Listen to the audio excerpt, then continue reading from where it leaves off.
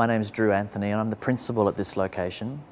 Before we get the class started today, for those of you who are new to Twinkles, I'd like to give you the opportunity to come with me into the room and just get an idea about what the space is that your children will be in for the next 45 minutes and for the rest of the term.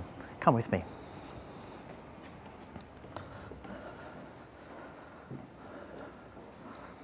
So this is the learning space. So our teacher will bring the children in here, and the first thing that they'll do is they'll sit down there at the blue mat, and the blue mat is a constant.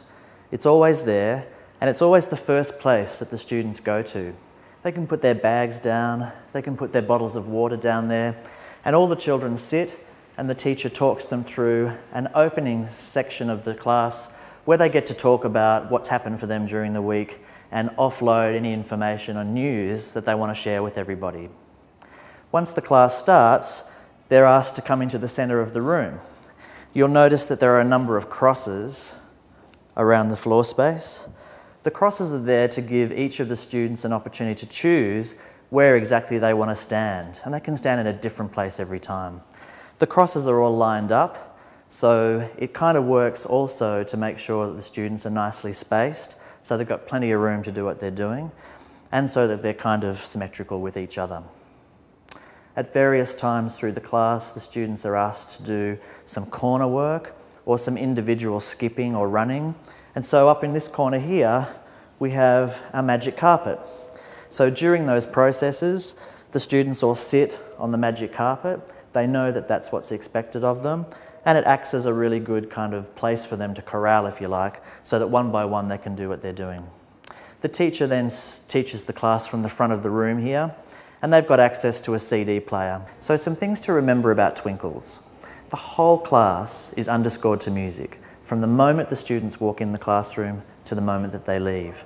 And the teacher has access to their CD player, so that each track moves nicely from process to process.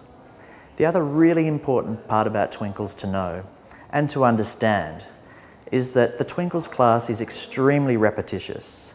So every week, they're basically doing the same thing over and over and over. And that's a good thing. It's really important not to worry about lack of variety, because it's through repetition at this age that the students really learn and start to develop a technique. Each term, some of the processes change, but essentially what you'll notice is that term after term after term, through the ages of 3 and 4, the class remains pretty much the same. And finally, is it possible for you as a parent to be in the classroom during the class? It's not.